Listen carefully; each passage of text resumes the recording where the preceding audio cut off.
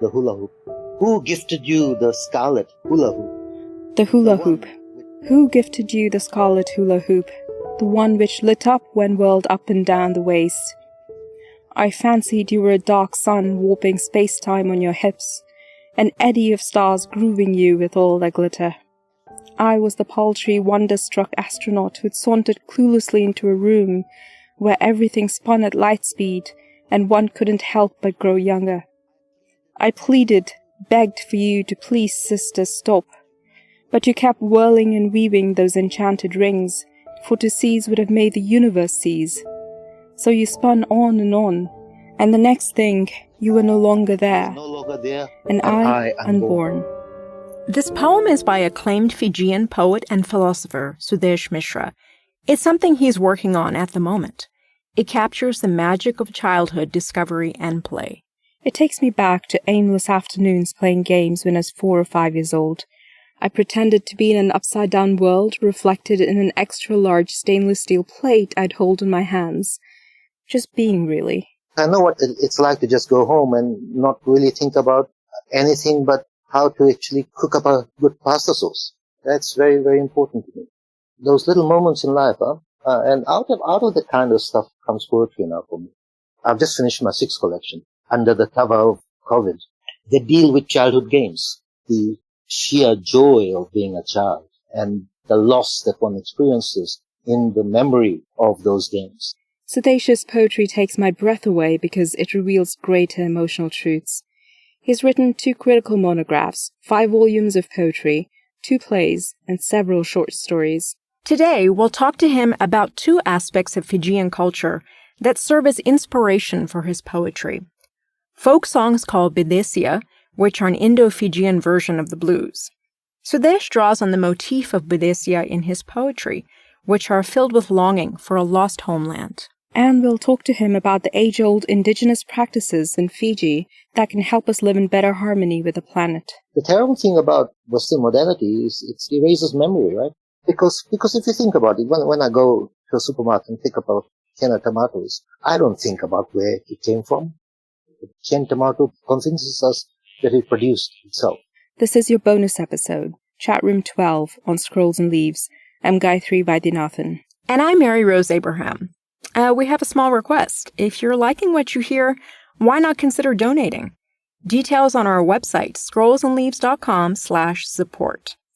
Also, a shout out to our listener, Thana Trivedi, who told us of Sudesh's poetry. The Bidesia folk songs featured in this episode are from the Bidesia Project, a not-for-profit initiative of Simith Bhagat Studios. Sudesh lives in Suva, Fiji. The Pacific island nation is just stupid beautiful, as in it stupefies you with its beauty. It's in the South Pacific Islands between Hawaii and New Zealand. And the culture of Fiji is a mongrel, half islander and half Indian. Rather like Sudesh's poetry, too. A lot of people don't know this, but at the turn of the 20th century, the British took Indians to colonies like Fiji to work on plantations as indentured laborers. Sudesh's grandparents were among them. Many laborers came from villages in North India, Uttar Pradesh and Bihar especially, and once on the plantations, they'd be filled with longing for home. And they'd sing their village songs, laments really, for a lost past.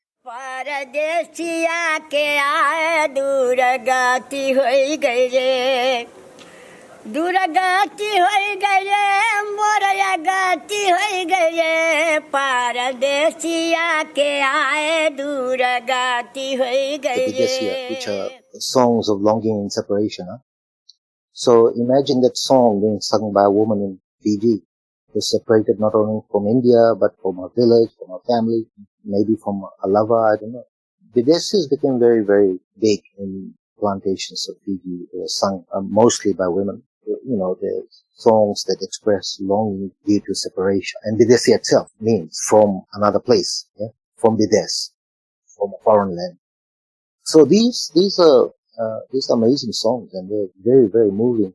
And, you know, we still sing them. What happens in Bidesia would be the singer is singing about how the Arkati or the recruiter's agent lied to them and took them away from their village, and they are now singing about their lost village, and sometimes the village becomes an embodied lover or a lost husband or something of that sort, and how their longing for them is so enormous that they can't endure. गाई के गोबरे Mahadev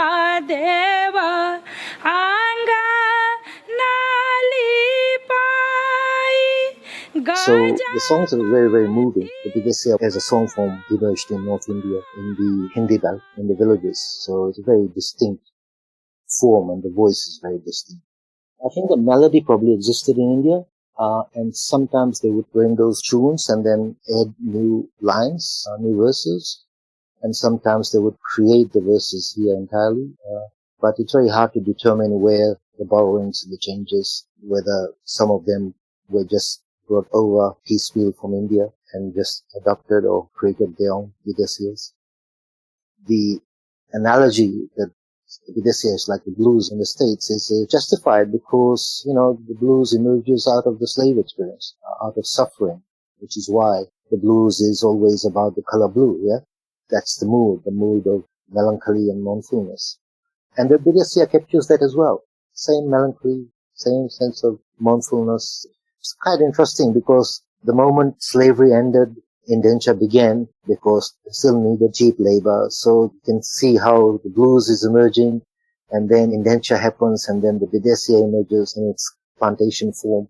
So the parallels are there. I'm not saying they're the same experiences, but the parallels are there. Can you sing something for us? I just need a few glasses of wine before I begin. Well, I'll sing you. Gira gira badra sawanwa ki hai Rama. Gira gira badra sawanwa ki hai Rama. Kawani nagariya mein chai re Videsya. Kawani nagariya mein chai re Videsya. This is so the Badra are the clouds, the dark clouds. The dark clouds of Sawan, which is the monsoon, have gathered Lord Rama, but where is the foreign one? Which place? So it begins with that question, and the verses start to actually express that sense of loss. So for instance, in a river, Amua ke daliya mein kuhu ke koyaliya ho, Amua ke daliya pe kuhu ke koyaliya ho, Manua mein agya lagaye re Videsya. So it says on the branch of a mango tree, the koel, which is an Indian bird, goes kuhuke. Manua mein agya lagaye re Videsya. My heart has been set aflame by the foreign one, the lost one.